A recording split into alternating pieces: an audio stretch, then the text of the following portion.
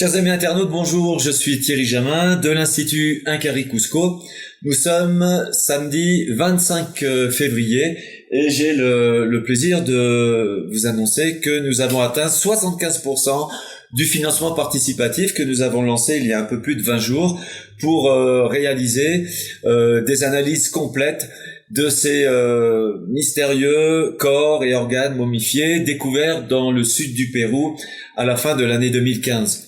Alors, au nom de toute l'équipe de l'Institut Incarri et en mon nom personnel, j'aimerais exprimer à tous les contributeurs, vous êtes 591 à la date d'aujourd'hui, à avoir apporté votre pierre à cet édifice, à avoir contribué au budget de l'Alien Project. Donc, 1 million de fois merci. Et sans vous, ce serait impossible. Nous invitons tous les internautes, tous les partisans, mais également tous les adversaires de cette histoire à venir nous rejoindre pour avoir des réponses. Il n'y a qu'ensemble que nous obtiendrons des réponses. Moi, je peux vous garantir, je peux vous promettre que nous publierons tous les résultats, quels qu'ils soient, qu'il s'agisse d'une fraude ou qu'il s'agisse d'un événement peut-être transcendantal, un événement historique, dans la mesure où ces objets pourraient être réels. Alors je sais que vous êtes nombreux à vous poser de nombreuses questions au sujet de cette histoire. Sachez que nous aussi nous posons énormément de questions. Nous sommes d'ailleurs dans le questionnement permanent, dans la remise en cause permanente. On se demande toujours si on n'est pas la victime de fraudeurs, s'il s'agit d'un fake, est-ce qu'il s'agit d'une histoire réelle. Donc tous vos doutes, nous les comprenons à 100% parce que nous avons les mêmes doutes. Et donc comme promis, je vais essayer de répondre à certaines de vos questions dans la mesure où, évidemment, je possède la réponse. Avant cela, j'aimerais vous communiquer une petite information de mon grand ami Alain Bonnet qui souhaitait répondre à certains internautes qui demandaient pourquoi certaines vidéos ou certains documents ne sont pas traduits en anglais ou en espagnol. Et Alain voudrait expliquer que nous sommes une petite structure, une petite équipe ici au Pérou et en France, et que cette opération est déjà très chronophage à gérer en français, et que matériellement nous n'avons pas le temps malheureusement de sous-titrer tous ces documents diffusés en anglais ou en espagnol. Dans quelques semaines, nous allons mettre en ligne un site internet qui sera dédié à cette histoire, et elle sera en 3 langues, en français, en anglais et en espagnol. Et si certains d'entre vous peuvent nous filer un petit coup de main pour les traductions en anglais, eh bien welcome, et merci infiniment pour votre aide. Donc voilà. J'aimerais maintenant essayer de répondre à certaines des questions que vous m'avez posées cette semaine. Par exemple, Florent, vous me dites « Bonjour, autant les momies j'y crois, autant les lutins, je suis sceptique. Qu'en pensez-vous » Alors, cher Florent, moi, j'ai tendance à croire le témoignage de Mario, le principal des découvreurs clandestins de ce site. Il nous a donné tellement de détails dans cette histoire, et il nous a montré les preuves matérielles de la réalité de cette découverte, que on est plutôt tenté à ajouter foi à son témoignage. Et le fait d'avoir rencontré ces petites entités de 40 cm, c'est presque du détail, si vous voulez, quand on envisage son témoignage de manière un peu globale. Et donc, moi, j'ai plutôt tendance à y croire. Gulliver, il est possible que les tests à venir soient falsifiés d'une manière ou d'une autre. Interception des échantillons en cours et remplacement, pression sur les labos, substitution des résultats après analyse, etc. Prévoyez-vous de sécuriser les envois afin qu'un labo qui recevrait l'échantillon ne puisse pas savoir à l'avance de quoi il s'agit, etc.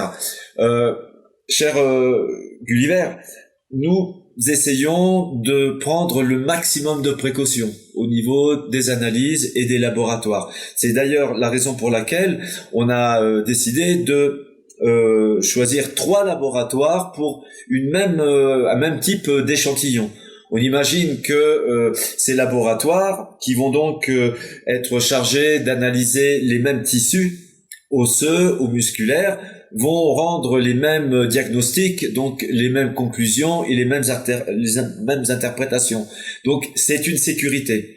Une autre sécurité que nous prenons, c'est de garder tous les noms des laboratoires anonymes pour leur éviter toute pression extérieure et leur permettre de travailler, de faire leurs analyses dans la plus totale sérénité. Voilà. Au-delà de cela, je pense qu'il faut quand même avoir foi dans les analyses, de toute manière. Orangina, bonjour Thierry, simple question sur cette fabuleuse histoire, vu le buzz sur le web qui tourne de jour en jour sur cette fameuse découverte d'artefacts au Pérou qui serait potentiellement aliens. Pourquoi les agences ou personnels du gouvernement spécialisés dans la dissimulation ou la désinformation ne se manifestent-ils pas envers vous ou votre institution Incari pour vous restreindre au silence ou vous mettre au secret dans les temps à venir avant l'aboutissement de votre enquête? Avez-vous peur d'être menacé ou de tentatives d'intimidation ou encore de vous faire confisquer ou dérober vos artefacts avant la fin de vos recherches? Alors je dois dire que pour le moment, on n'a aucune pression, on n'a été contacté par aucun organisme officiel ou même officieux. Pour autant, c'est la raison pour laquelle on a pris la décision dès la fin du mois d'octobre de diffuser tous azimuts cette information pour éviter justement qu'elle soit confisquée à un moment ou à un autre. Pourquoi ces agences ou ces gouvernements ne se manifestent-ils pas? Peut-être considèrent-ils ou peut-être ont-ils les preuves qu'il s'agit d'un fake. Dans ce cas-là, ça doit bien les faire rigoler là où ils sont. Et peut-être qu'ils pensent que cette histoire est véritable. Et dans ce cas, ils attendent peut-être les futurs développements de cette affaire pour pouvoir localiser le fameux site, puisque jusqu'à présent, on a toujours gardé la localisation du site secret. Voilà. Donc, je ne sais pas pourquoi les gouvernements ou les agences ne se manifestent pas, mais on ne va pas s'en plaindre. Georges, n'y aurait-il pas d'écrits, de mythes, par exemple Nazca, Paracas ou Inca, qui parleraient ou décriraient ces êtres, ou même des dessins anciens qui seraient en corrélation avec cette intrigante découverte? Alors il y a des pétroglyphes au Pérou qui pourraient être interprétés dans un sens un peu surnaturel. On pourrait voir parfois même un pucharo, des scènes d'objets ou d'êtres qui pourraient venir du ciel. C'est un peu curieux. En tout cas, cette histoire, si elle est véritable, si elle est avérée, peut être une explication directe sur l'origine des pistes de Nazca, puisque le site en question a été localisé à quelques centaines de mètres de certaines lignes de ce géoglyphe découvert dans les années 20 sur la côte péruvienne. Georges, vous me demandez également pourquoi le fameux Waquero Mario n'a pas pris plus de photos du lieu depuis le temps qu'il y dort. Et en deux, Nurea TV n'a pas si tort lorsqu'il parle de jeter le discrédit sur toi. Avec cette histoire, on pourrait imaginer qu'une personne mal intentionnée, pleine de sous-sous, puisse concocter un fake juste uniquement pour vous écarter un certain temps de Paititi, etc. Alors, pourquoi d'abord Mario n'a pas pris plus de photos? En fait, Mario a pris plein de photos, mais il ne nous a pas donné des copies de tous ces documents. C'est quelqu'un qui est un peu parano et donc il cherche à se protéger et il nous donne petit à petit des informations et notamment des photos au fur et à mesure que grandit la confiance qu'il y a entre lui et nous.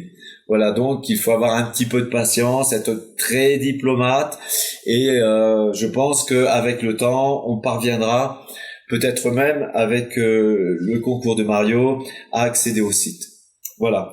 Quant au reste de la question, je ne pense pas qu'il s'agit d'une machination, d'un fake destiné à nous détourner de Paititi.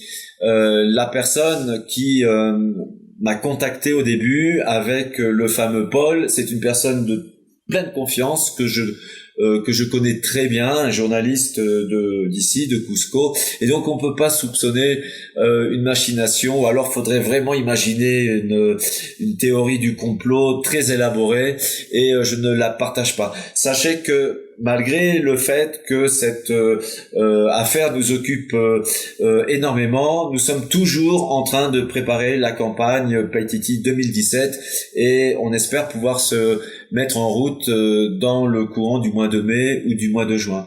Donc on ne communique pas beaucoup sur Paititi, c'est vrai, la priorité étant à cette affaire pour le moment, mais sachez que nous sommes constamment sur cette opération en Amazonie péruvienne. Jérémy, n'avez-vous pas peur d'avoir déjà certains services secrets sur le dos et de rencontrer à nouveau ce Mario qui lui aussi risque de disparaître dans des conditions floues? Je pense que certains services de renseignement doivent suivre cette affaire de près. Pour autant, non, nous n'avons pas peur. Je pense que la meilleure manière de se protéger, c'est justement d'apparaître comme ça à la lumière, de ne pas rester dans l'anonymat comme le fait ce fameux Paul Roncero. Et je pense que c'est aussi un problème par rapport à Mario. Avec Mario, on a déjà eu ces discussions. Je lui ai dit qu'il devrait donner la localisation du site à plusieurs personnes, parce que à rester comme ça dans l'anonymat, il court en effet le risque. On ne sait pas ce qui peut se passer. Peut-être qu'on regarde trop les films de James Bond, mais c'est vrai que ce serait une sécurité si il transmettait la localisation du site. On ne sait jamais ce qui peut se passer. Cyril, comme vous le disiez, Mario et ses acolytes ne sont intéressés que par l'argent. Si cette affaire devait changer la face du monde, comme nous sommes nombreux à le penser, Mario aurait plus à gagner à vous faire partager plutôt que de vendre les artefacts. Sur le long terme, il aurait plus ou moins gagné, non? Oui, cher Cyril, je suis bien d'accord avec vous, mais malheureusement, il ne faut pas attendre du romantisme de Mario. Mario, c'est vraiment l'argent qui l'intéresse. Et d'ailleurs, il nous dit régulièrement « Yo soy un número », c'est-à-dire je suis un chiffre. Et donc l'accès au site et l'accès à son matériel archéologique, ce n'est qu'en contrepartie de l'argent. C'est vraiment uniquement cela qui l'intéresse. C'est comme ça, il faut savoir l'accepter. Je pense que c'est déjà une grande opportunité que de pouvoir accéder à Mario et à ce matériel, même je dirais même en payant, quoi. Marc-Antoine, bonjour Thierry. En dehors de l'hypothèse alien, quelles sont les hypothèses archéologiques terriennes les plus probables? Ridzinka, etc. Cher Marc-Antoine, pour moi les hypothèses les plus probables, hormis la thèse extraterrestre, ce serait peut-être des espèces animales inconnues, mais c'est quand même peu probable vu la nature des artefacts.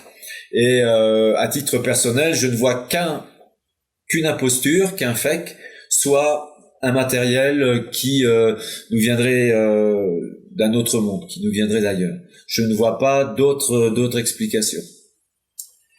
Alors, monsieur, A-t-il déjà trouvé un site aussi important avant celui-ci? Alors, en 2006, Mario m'a expliqué qu'ils avaient, lui et ses amis, rencontré une Waka Inca, c'est-à-dire un temple Inca sur la côte, dans laquelle ils avaient trouvé une main géante associée à un contexte funéraire Inca et un crâne de type humain, mais avec 3 yeux, 2 là et 1 là. Et tout ce matériel a été vendu. Et donc cette découverte remonte à 2006 et Mario m'avait dit que depuis cette époque, il soupçonnait l'idée que des peuples venus d'ailleurs étaient descendus sur Terre et s'étaient mélangés à ces populations de la côte sud du Pérou. Voilà. A-t-il déjà eu d'autres contacts avec des aliens vivant sur d'autres sites? Alors, il ne m'en a pas parlé, mais je ne sais pas, il faudra que je lui pose la question. Pourrait-il révéler d'autres sites qu'il a déjà pillés, inconnus des archéologues? Oui, sûrement. Malheureusement, bon, lui, il fait du pillage depuis 25 ans, donc il connaît beaucoup de sites archéologiques sur toute la côte nord et sud du Pérou, et il alimente des collections privées, non seulement au Pérou, mais en Amérique du Sud, aux États-Unis et en Europe. Et évidemment, ça nous fait rager, mais c'est souvent grâce à des pilleurs qu'on a pu réaliser des découvertes archéologiques fabuleuses, notamment Seigneur Sipan, qui est considéré aujourd'hui comme le Toutankhamon d'Amérique du Sud. Eh bien, c'est une découverte qui est intervenue dans les années 90, à l'origine par des Waqueros et en particulier grâce à ce fameux Mario. Voilà. Nicolas, bonjour. Vous dites vouloir faire la lumière sur cette affaire et vous en débarrasser ensuite, car ce qui vous intéresse, c'est l'archéologie pure.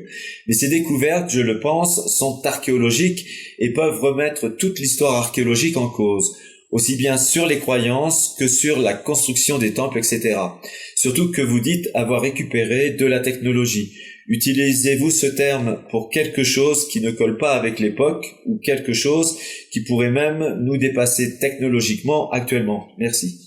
Alors, cher Nicolas, pour la première partie de votre question, après les analyses, en effet, on aimerait passer le relais à une institution, qu'elle soit privée ou publique, qui soit plus compétente et plus à même de donner les développements nécessaires à cette histoire. Je me place dans l'hypothèse où les artefacts seraient reconnus comme authentiques. S'il s'agit d'un fake, bon, l'histoire s'arrêtera au mois de mars ou au mois d'avril. Si les analyses montrent au contraire la possibilité que ces artefacts soient authentiques, je pense que il y a des institutions au Pérou ou ailleurs dans le monde beaucoup plus compétentes que l'Institut Incarie pour gérer cette information. Voilà. Je pense qu'il faut être humble, connaître ses limites. Encore une fois, nous ne sommes pas des ufologues, nous sommes des archéologues et nous faisons de la recherche archéologique que nous essayons d'appliquer à cette affaire. Mais c'est une histoire très prenante, très déstabilisante, et on aimerait laisser le dossier à d'autres plus compétents que nous, voilà, pour aller le plus loin possible dans cette histoire. Concernant le côté technologique, il y a des objets qui ont été retrouvés dans le site qui ne cadrent pas avec ce que l'on sait des cultures Inca ou des cultures pré-Inca. Voilà, c'est tout ce que je peux dire. Philippe, quel intérêt de planquer les technologies si ça ne vous intéresse pas? Je trouve que c'est aussi important que vos recherches archéologiques. Alors, cher Philippe, Évidemment que les objets technologiques sont très intéressants et évidemment qu'ils nous intéressent. Mais nous préférons ne pas communiquer dessus pour éviter des problèmes.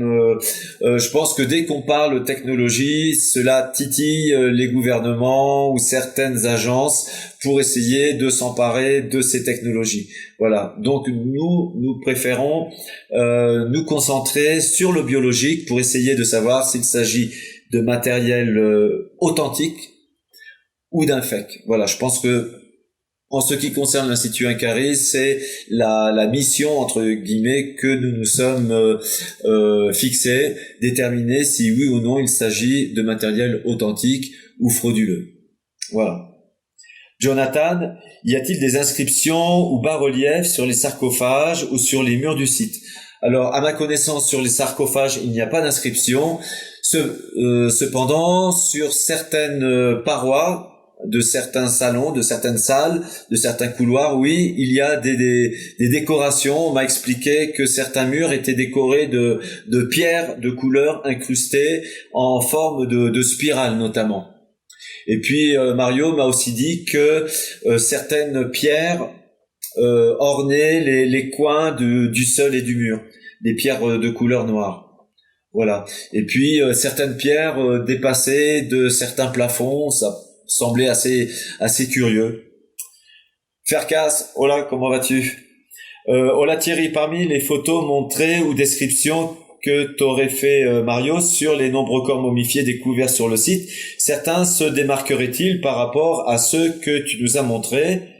N'y aurait-il pas des êtres avec des genres d'antennes sur la tête ou des sortes de tentacules, de longues protubérances ou éventuellement des coiffes? Je pense à certains géoglyphes et pétroglyphes de cette vaste zone du désert de Nazca. Alors, on m'a montré des photos et Mario m'a fait également des descriptions de certains êtres qui avaient des espèces de protubérances sur le haut du crâne, sans savoir ce dont il s'agissait.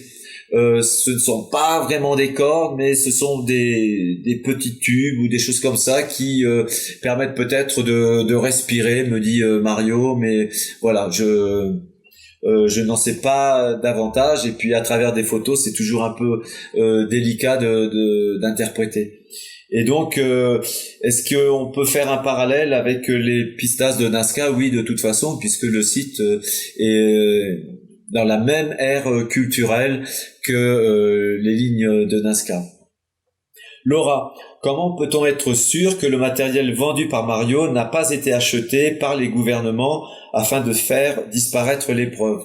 Alors, à ma connaissance, Mario n'a pas vendu ces artefacts à un gouvernement. Il les a vendus à des connaissances à lui dans le sud du Pérou. Voilà. Et on connaît les noms des clients, entre guillemets, de Mario. Ce qui nous permettrait éventuellement de remonter la source et de récupérer du matériel éventuellement dans le futur. Jérôme, ne se peut-il pas que Sewakero ait récupéré des êtres bien humains mais issus d'un musée des sciences et conservés dans du formol, tels les individus bien humains mais mal formés que l'on voit à Paris au musée des sciences? À partir de là, ils ajoutent, mais sans les laisser analyser, des objets bizarres, prétendument issus d'une technologie exogène, et le tour est joué. Tout à fait, Jérôme. C'était aussi un peu notre idée, notre hypothèse. Est-ce que non seulement s'agirait-il d'un fake, d'une fraude, mais n'y aurait-il pas derrière tout ça une espèce de trafic de corps humains, d'organes ou même de momies? On s'est posé la question à savoir si, par exemple, les mains n'étaient pas des mains humaines qui auraient été trafiquées pour les rendre un peu aliens. Et on a quand même l'impression qu'il ne s'agit pas d'organes humains. Et là, encore une fois, pour lever l'hypothèse ou le doute, il n'y a que les analyses ADN qui pourront le déterminer. Mais on y a pensé, Jérôme, également. Alors une autre question de Jérôme, ne te paraît-il pas surprenant qu'aucun vrai pro des sciences, université ou institut privé, ne se soit manifesté pour vous aider ou à la limite pour le faire croire et vous chipper vos découvertes. Cela signifierait déjà que les scientifiques ont un réel intérêt pour la découverte et qu'ils lui attribuent potentiellement du crédit.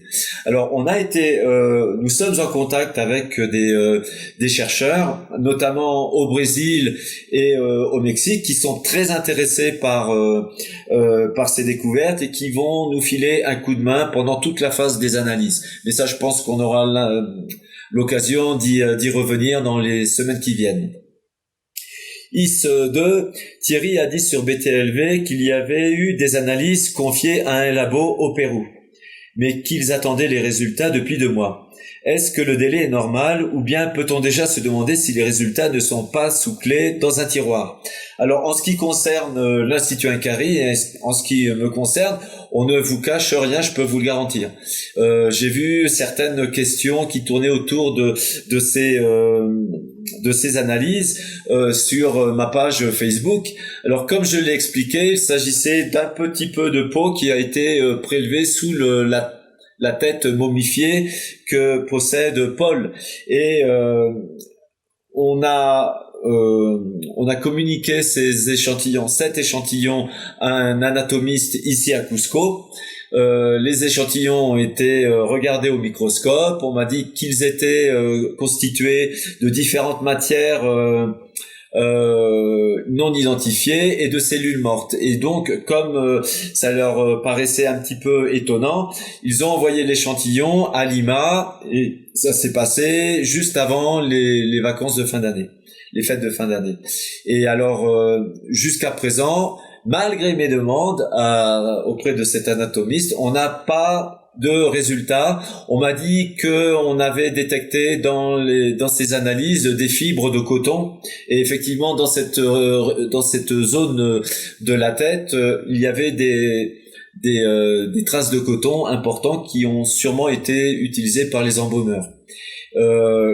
J'ai demandé également si on pouvait avoir un document officiel du fameux laboratoire. On m'a dit que ce n'était pas possible parce qu'ils l'avaient fait un peu en cachette, à la dérobée, et donc que ce n'était pas des analyses officielles, etc.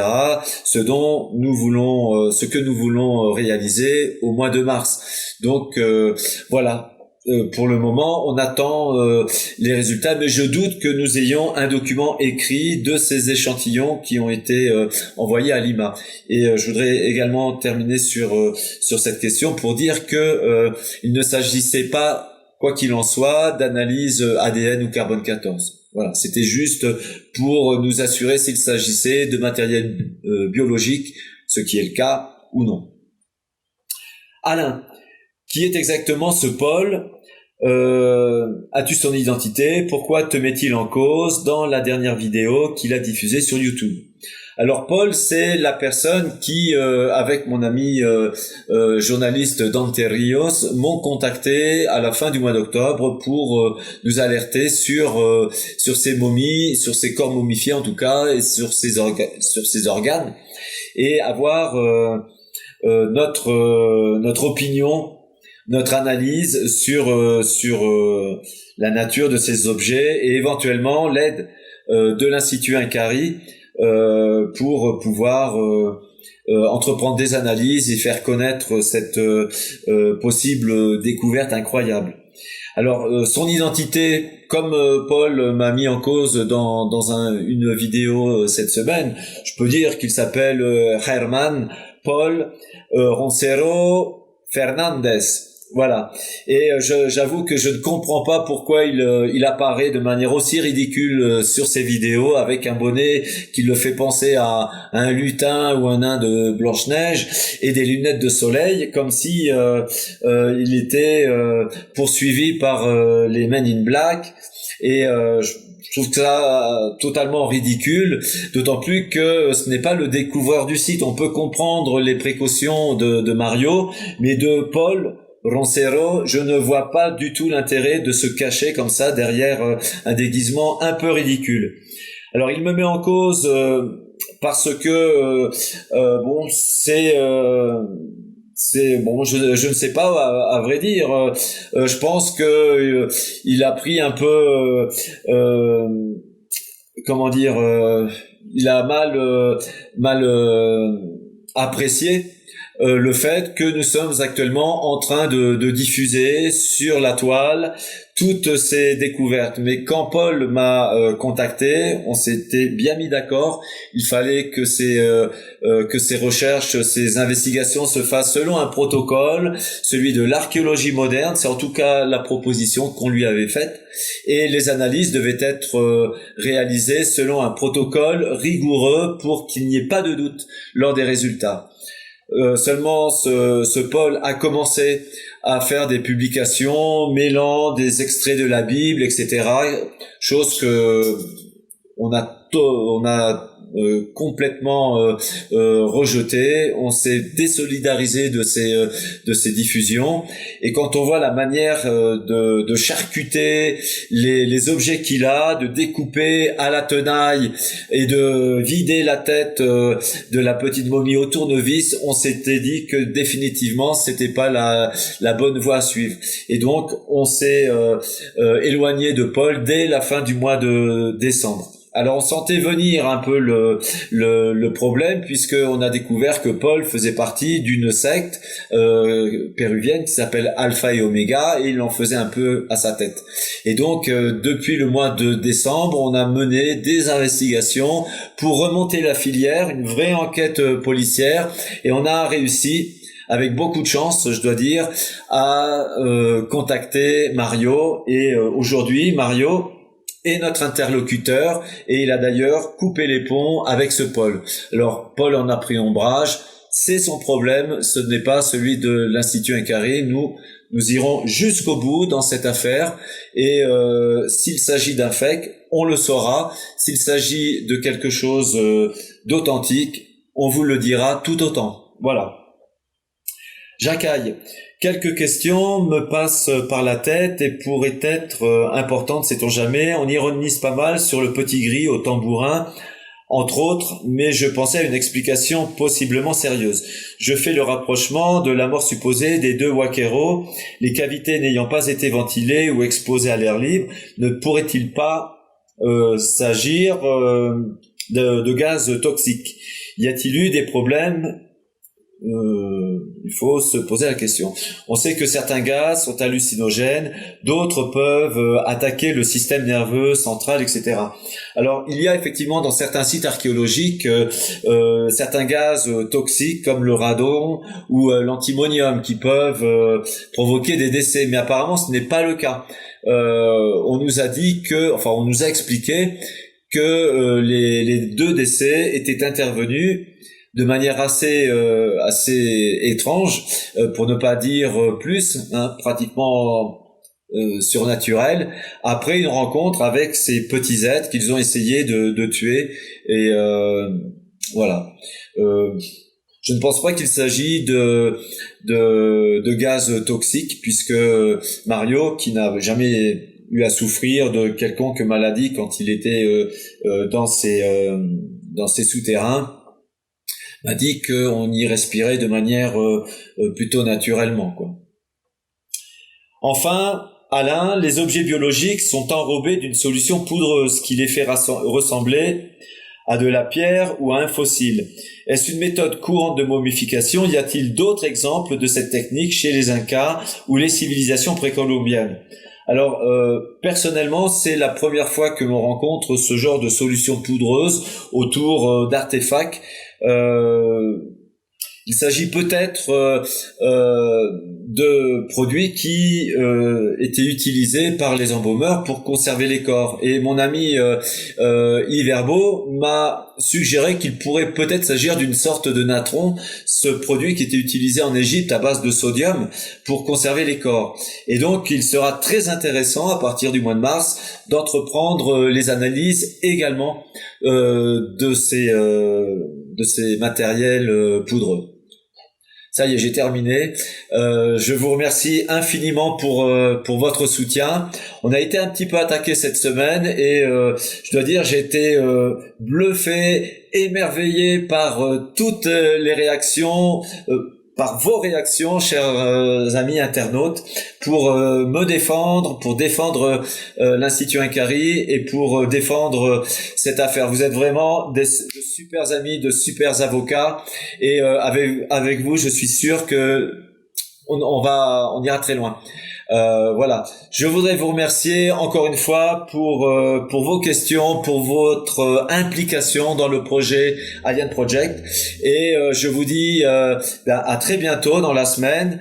Et vous êtes nombreux à avoir rejoint le financement participatif. On a encore besoin de vous et des internautes. Encore une fois, les partisans comme les adversaires, pour boucler le budget et lancer le plus tôt possible les analyses.